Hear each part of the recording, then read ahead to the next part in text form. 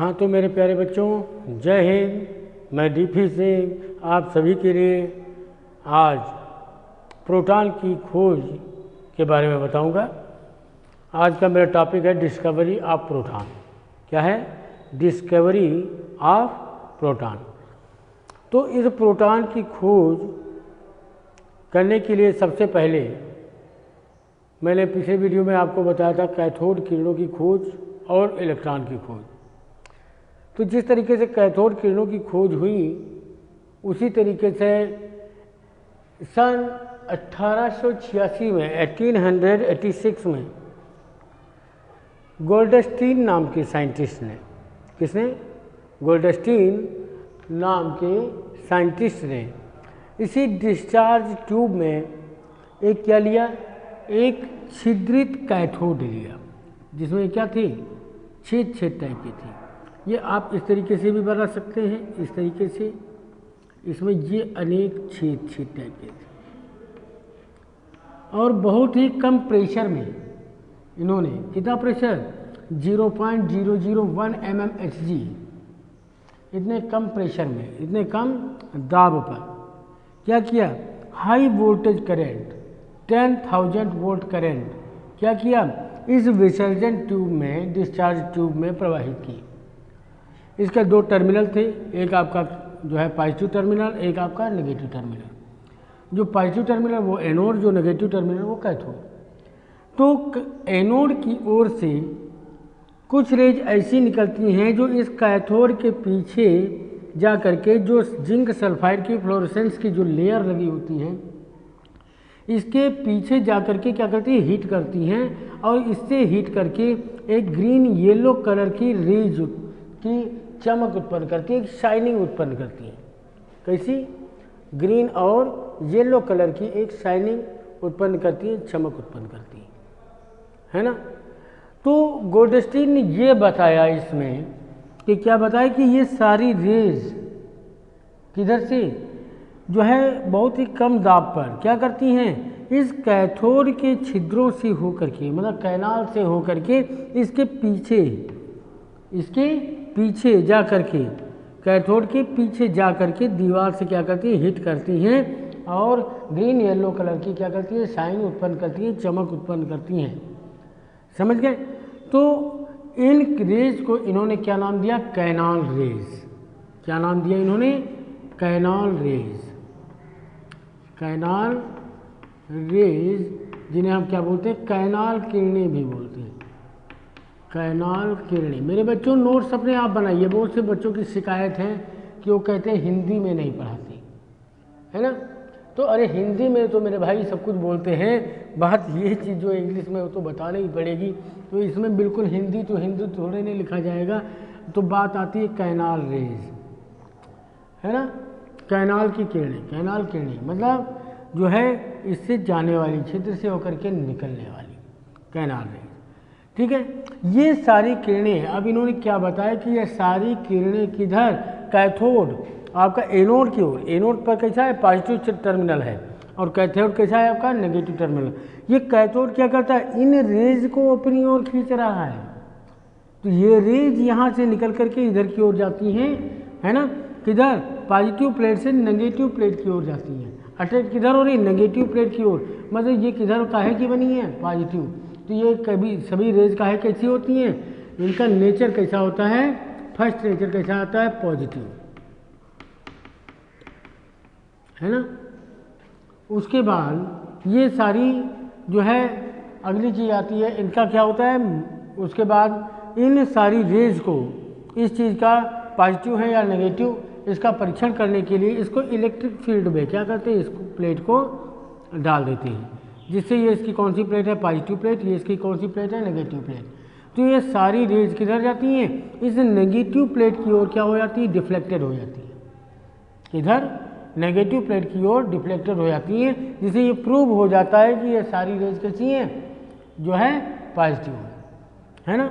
अगली चीज़ क्या आती है, इनके बीच में एक ऑब्जेक्ट रख देते हैं। ऑब्जेक्ट मतलब एक ऐसा ऑब्जेक्ट रख देते हैं जिसके ये आर पार ये रेज ना जा पाए। तो ये इन्होंने क्या किया, एक बीच में इन्होंने ये एक ऑब्जेक्ट रख दिया, ठीक है, जो ऑब्जेक्ट क्या होता है इसको बीच से जाने से रोकता है। तो इसकी यहाँ पर क्या बन जाती है, एक शैडो बन जाती है, छाया बन जाती है, जिससे प्रूव हो जाता है कि ये बहुत ही छोटे छोटे पार्टिकल से मिलकर के ये रेज बनी हुई है ना। ये रेज काहे की हैं, एक फंडामेंटल पार्टिकल से मिलकर के बनी है। किससे बनी है, ये पॉजिटिव रेज हैं, काहे से मिलकर बनी है, एक फंडामेंटल पार्टिकल से मिलकर के बनी हुई है, पार्टिकल से मिलकर के बनी हुई है। दूसरा पॉइंट, फिर तीसरी चीज आती है, इनको मैग्नेटिक फील्ड में रखा, इसके चारों ओर मैग्नेटिक फील्ड लगा दिया, तो ये आपका हो गया साउथ पोल, ये हो गया नॉर्थ पोल। तो कैथोड रेज किधर, नॉर्थ पोल की ओर डिफ्लेक्टेड होती हैं, और ये सेम उसकी उल्टी किधर, कैथोड रेज किधर, साउथ जो है पोल की ओर, और ये एनोड जो ये आपकी है कैनाल किरणें, ये किधर आपके नॉर्थ की पोल की ओर क्या हो जाती है, डिफ्लेक्टेड हो जाती है। इधर नॉर्थ प्लेट की ओर क्या हो जाती है, डिफ्लेक्टेड हो जाती है, मतलब उत्तरी ध्रुव की ओर मुड़ जाती है, मतलब चुंबकीय क्षेत्र में मैग्नेटिक फील्ड में क्या हो जाती है, डिफ्लेक्टेड हो जाती है। तो अगला पॉइंट क्या हो जाएगा, डिफ्लेक्टेड और किधर, मैग्नेटेड और जो है इलेक्ट्रिक फील्ड। तो इसमें ये पॉइंट आपका हो गया। तो ये छोटे छोटे कणों से मिलकर के बनी है, पॉजिटिव होती हैं, है ना, और ये सब आपका क्या है, एक पार्ट आपका बन करके तैयार हो गया। तो इन रेज को क्या नाम दिया गया, कैथोड रेज। क्या नाम दिया गया, जो है वो कैनाल रेज। क्या नाम दिया गया इनका नाम, कैनाल रेज। कैथोड रेज के बारे में अभी आप पढ़ चुके हैं, पहले मैंने बताया, वही बार बार नाम कैथोड रेज का आ रहा है, लेकिन ये कौन सी हैं आपकी, कैनाल रेज हैं। इनकी डिस्कवरी किसने की थी, गोल्डस्टी ने। उसके बाद ठीक है, डब्ल्यू वाइन है ना, और आपके जे थॉमसन और आपके रदरफोर्ड, आज कई साइंटिस्टों ने इन पर क्या है अपना रिसर्च किया। उस रिसर्च के बाद क्या है, जो है अनेक कमेंट्स निकल करके सामने आए। ठीक है, वो कमेंट्स क्या थे, इनके प्रॉपर्टीज आप टॉपिक डाल दीजिए, properties of cathode rays, properties of cathode rays, इसके बारे में अब हम लिखते हैं। वो canal raise, properties of canal raise, है ना। तो आप डाल दीजिए यहाँ पे टॉपिक क्या डाल देंगे, प्रॉपर्टीज ऑफ कैनाल रेज। इसको हम इरेज किए देते हैं। आपने बनाई था कैथोड रेज में, बिल्कुल सेम उसी तरीके से बना है, बस डिफरेंस इतना है कि इसमें जो कैथोड होगा वो कैसा होगा, छिद्रित कैथोड होगा। ठीक है, तो आइए मेरे प्यारे बच्चों, अब हम आते हैं क्या डालेंगे topic, properties of canal raise, मतलब कैनाल रेज के गुणधर्म, है ना। तो आप प्रॉपर्टीज के बारे में आ जाइए कैनाल रेज की। ठीक है, तो आप लिख लीजिए, डालिए क्या टॉपिक डालेंगे, प्रॉपर्टीज ऑफ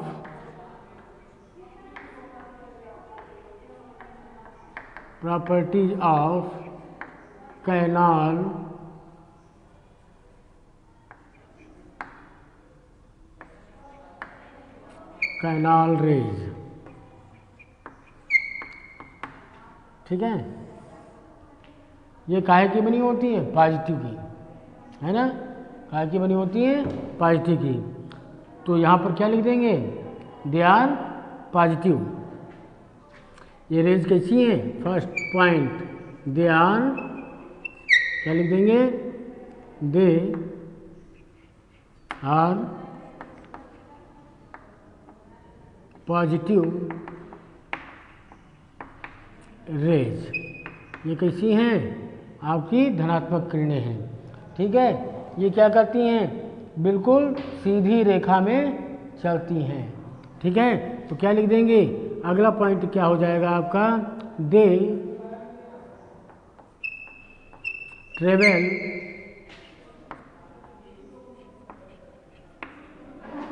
इन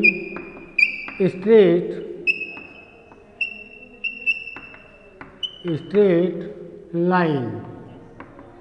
ये बिल्कुल सीधी रेखा में क्या होती हैं, मोशन करती हैं, चलती हैं, है ना। और अगला पॉइंट इन्होंने क्या बताया कि ये सभी किरणें क्या हो जाती हैं, बहुत ही छोटे पार्टिकल से मिलकर के बनी होती हैं।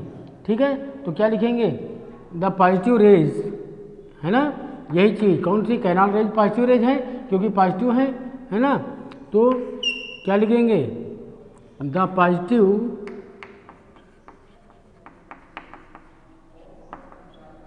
रेज, ठीक है, इज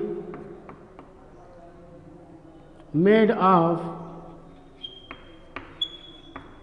ठीक है, smallest small fundamental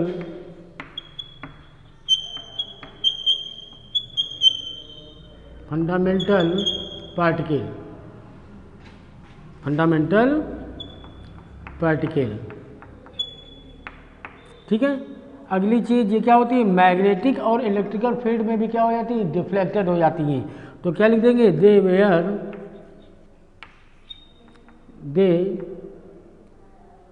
are deflected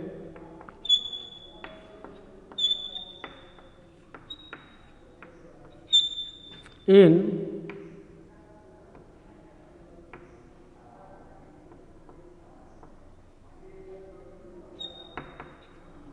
electrical and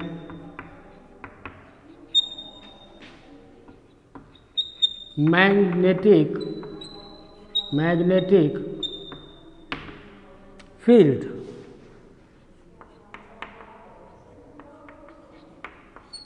ये क्या हो जाती हैं, इलेक्ट्रिकल और मैग्नेटिक फील्ड में क्या हो जाती हैं, डिफ्लेक्टेड हो जाती हैं।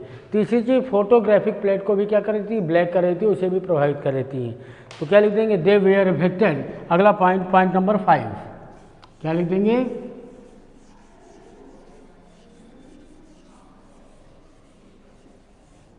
They are affected. अगला point 5, positive raise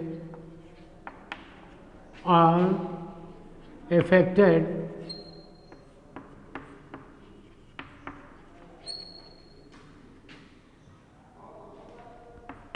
the photographic plate,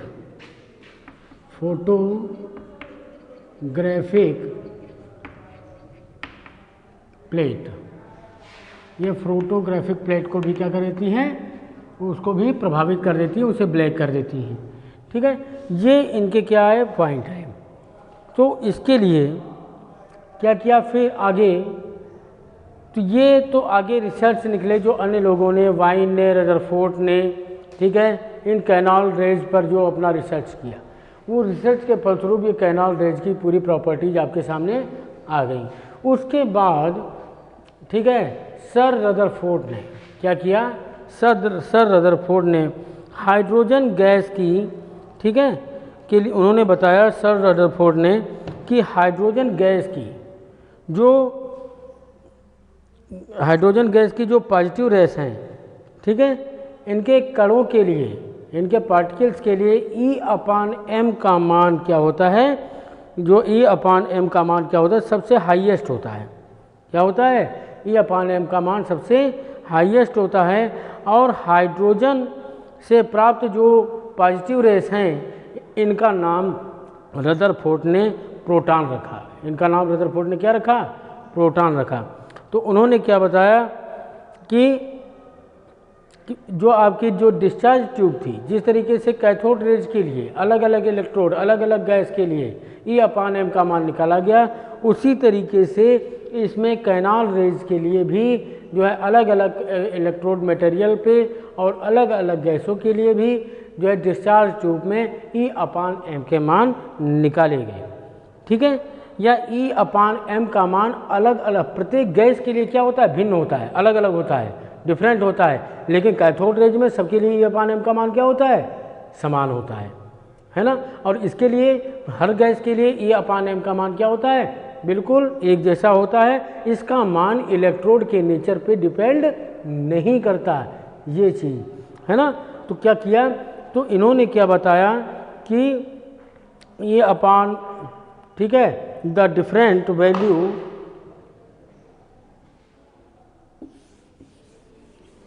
of किसका, रदरफोर्ड का, रिसर्च ऑफ रदरफोर्ड क्या हेडिंग डाल देंगे? रदरफोर्ड का प्रयोग, research of Rutherford,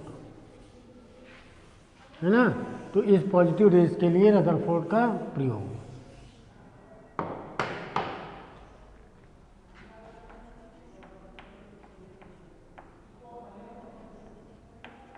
research of Rutherford, Rutherford का प्रयोग। तो रदरफोर्ड ने, सर रदरफोर्ड ने क्या बताया कि भिन्न भिन्न गैसों के लिए, अलग अलग गैसों के लिए, मतलब डिफरेंट गैसेज के लिए E/m का मान क्या होता है? डिफरेंट होता है। क्या बताया? E/m value is different to, ठीक है, डिफरेंट गैसेज। क्या बताया कि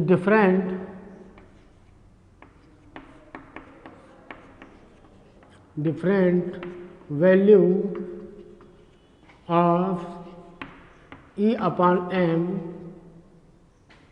ठीक है, of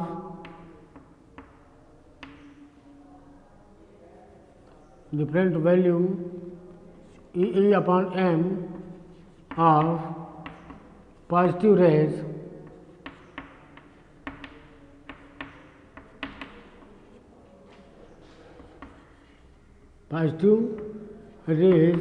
is different to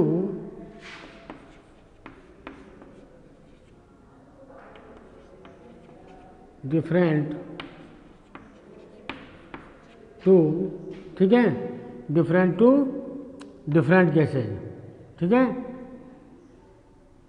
different gas, ठीक है। इट इज, आगे लिख लेंगे, it is not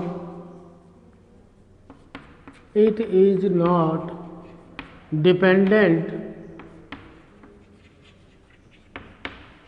it is not dependent to, ठीक है, इलेक्ट्रोड मटेरियल,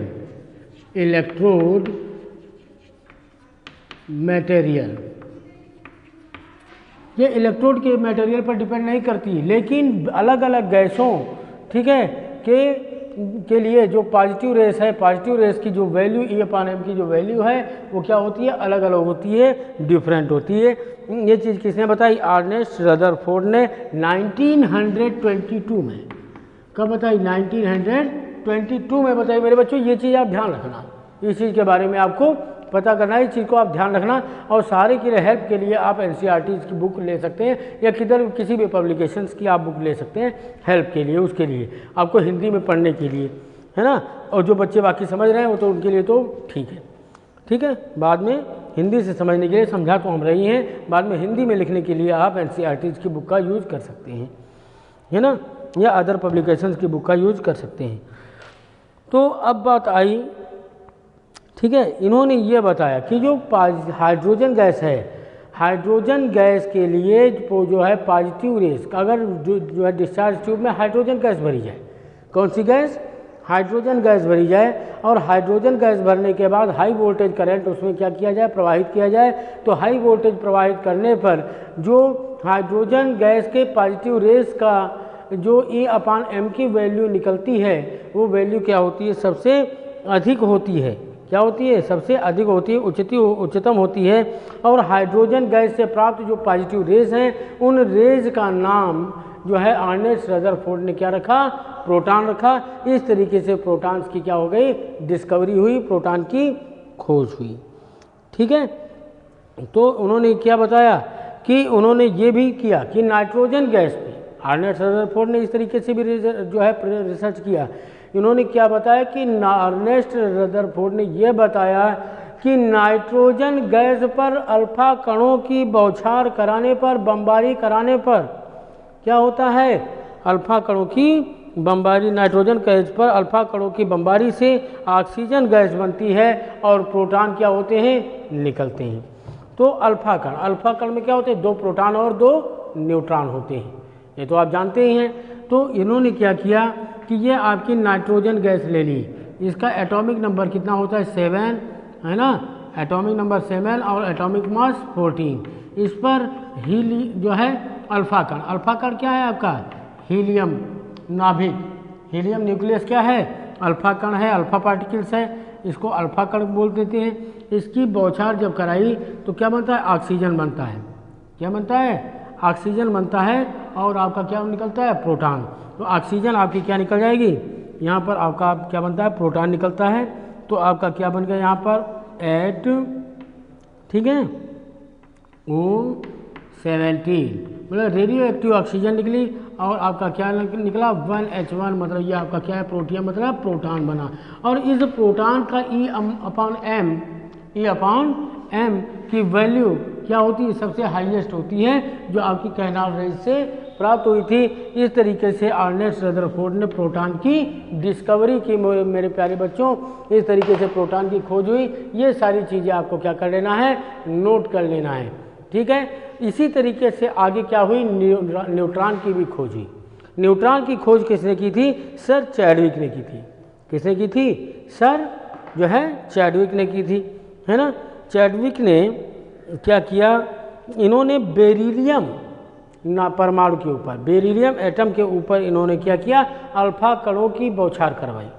अल्फा कणों की क्या हुई, बौछार करवाई, अल्फा कणों की बमबारी करवाई।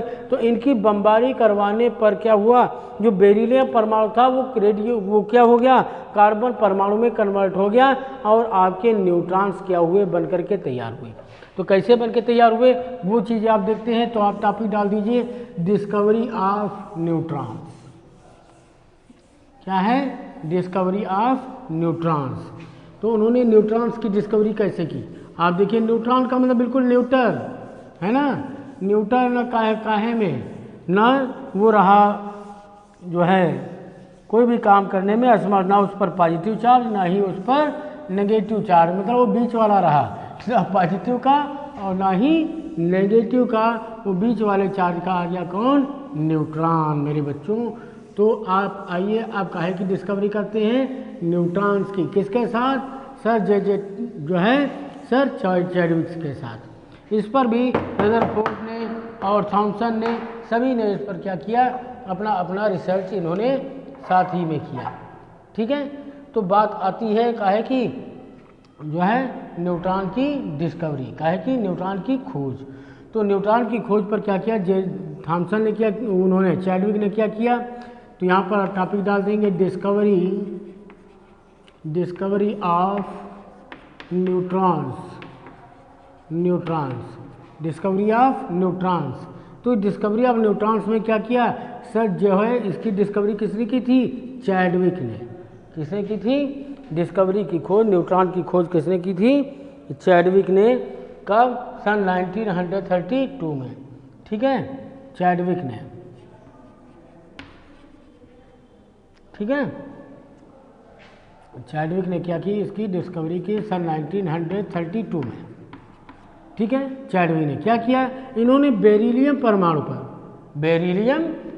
पर, ठीक है, बेरिलियम का एटॉमिक नंबर कितना 4, एटॉमिक मास कितना 9, इस पर ये अल्फा जो है काहे की, अल्फा कण की, है ना, क्या की, बमबारी करवाई, बॉम्बेट करवाया इस पर। तो इसके अल्फा कण में क्या होते हैं, 2 प्रोटॉन और 2 न्यूट्रॉन होते हैं। तो यहाँ पर आपका क्या हो गया, प्रोटॉन इसमें ये और यहाँ पर एटॉमिक नंबर 4। तो कितने मास कितना आ गया है, 4 to 6 कितना हुआ कार्बन का, यहाँ पर कितना एटॉमिक मास 12, मतलब आपका क्या बन गया, कार्बन एटम बन गया। और आपका क्या बन गया, एटॉमिक मास मतलब 0 एन, एटॉमिक नंबर 0 और N1, ठीक है। आपका ये क्या बन करके तैयार हो गया, न्यूट्रॉन। क्या बन गया इस तरीके से, न्यूट्रॉन। इन्होंने बताया कि जब बेरिलियम परमाणु पर अल्फा कणों की बौछार कराई जाती है तो कार्बन बनता है और आपका न्यूट्रॉन क्या होते हैं, एक्सक्रिएट होते हैं, न्यूट्रॉन आपके उत्पन्न होते हैं। इस तरीके से न्यूट्रॉन की खोज की और न्यूट्रॉन के मास वगैरह के बारे में बताया, ठीक है। इस चीज़ के बारे में भी आपको हम बता दे रहे हैं, इलेक्ट्रॉन का मास कितना होता है, प्रोटॉन का मास कितना होता है, न्यूट्रॉन का मास कितना होता है, चार्ज कितना होता है, इनको रिप्रेजेंट का है किसके अक्षर से करते हैं, है ना, कौन कौन से इनके सिंबल हैं जिनके द्वारा इनको हम क्या करते हैं, रिप्रेजेंट करते हैं, है ना। ये इस चीज़ के बारे में, तो इस तरीके से खोज काहे की हुई, न्यूट्रॉन्स की हुई। तो इस चीज़ को भी आप पता कर लेंगे, है ना, आप लोगों को पता हो गया। अब बात आती है हम तीनों चीज़ों के बारे में, इलेक्ट्रॉन, प्रोटॉन और न्यूट्रॉन्स के बारे में, कि इन तीनों चीज़ों की वैल्यू क्या होती है। तो इन तीनों चीज़ों की वैल्यू के लिए हम क्या करते हैं, एक टेबल बना लेते हैं। क्या बना लेते हैं, एक टेबल। उस टेबल के सहारे हम क्या करेंगे, इन सभी चीज़ों की हम क्या कर लेंगे, जो है मास, ठीक है, और ग्राम में, एएमयू में इनके चार्ज वगैरह है ना, उन सभी चीज़ों के बारे में हम क्या कर लेंगे, जानकारी ले लेंगे। तो टेबल से आप क्या बना लेंगे, फंडामेंटल पार्टिकल्स ऑफ एटम, क्या लिख लेंगे, fundamental particles of atom. Fundamental particle of atom कौन से हैं, पहला आपका इलेक्ट्रॉन, दूसरा आपका क्या हो गया, प्रोटॉन, ठीक है। पहला आप क्या लिख लेंगे यहाँ पर, इलेक्ट्रॉन, दूसरा क्या आ गया आपका, प्रोटॉन, तीसरा आपका क्या हो गया, न्यूट्रॉन, इतनी चीज। तो इसके बाद अगली टेबल आप क्या बना लेंगे, इसमें क्या लिख लेंगे, सिंबल ऑफ पार्टिकल्स, क्या लिख लेंगे, सिंबल ऑफ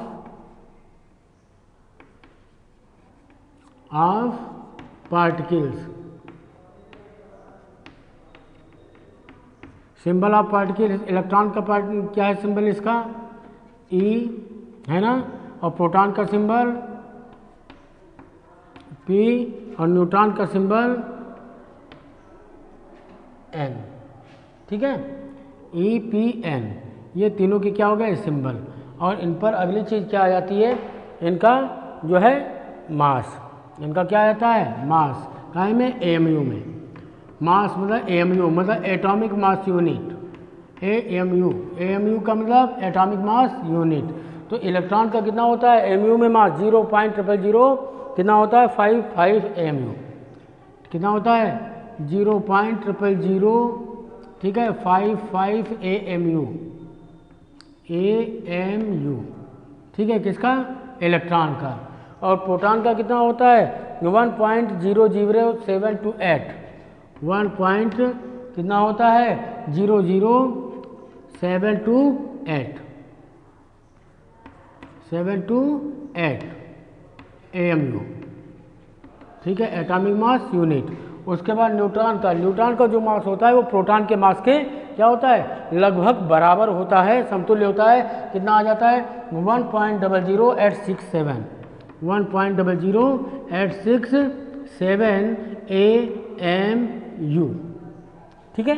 ये किसका हो गया, मास हो गया, किसका, एएमयू में मास हो गया इलेक्ट्रॉन, प्रोटॉन और न्यूट्रॉन का।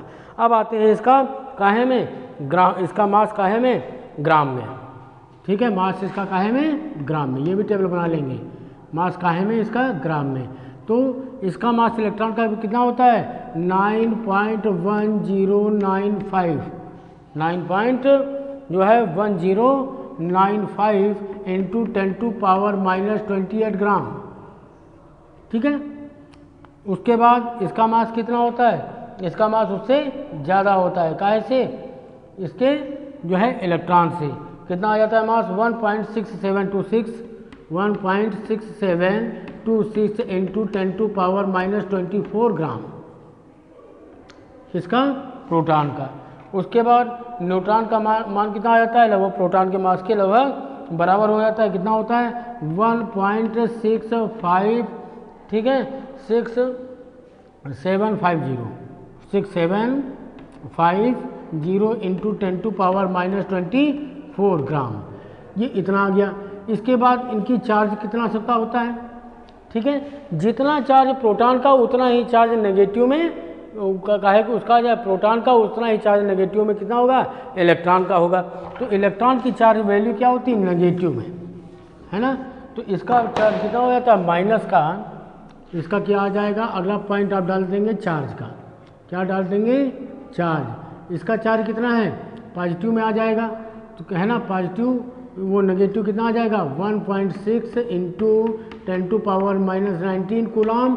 इसका कितना आ जाएगा, प्लस का 1.6 इंटू 10⁻⁻19 कूलम। और इसका चार्ज कितना होता है, 0, ना तो पॉजिटिव ना ही नेगेटिव, कैसा होता है, जो है 0, ठीक है।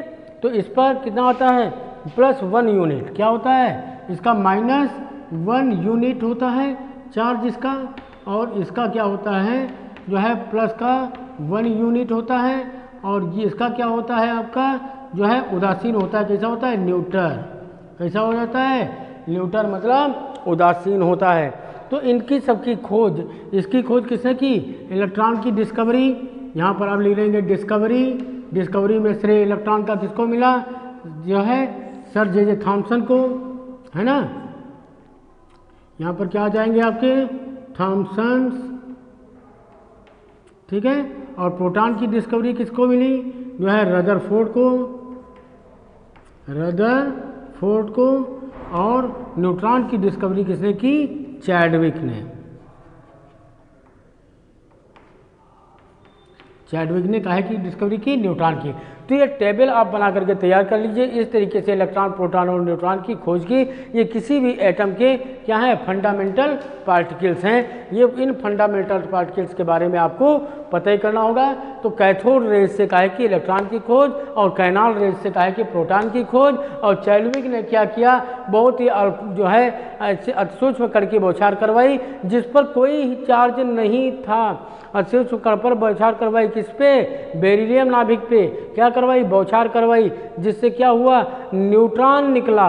न्यूट्रॉन मतलब न्यूट्रल, उस पर किसी भी तरीके का कोई चार्ज नहीं था, लेकिन उसका द्रव्यमान कितना था? समथिंग प्रोटॉन के द्रव्यमान के लगभग बराबर था। ये चीज़ मेरे प्यारे बच्चों आपको याद करना है। बहुत बहुत धन्यवाद। नमस्कार। जय हिंद।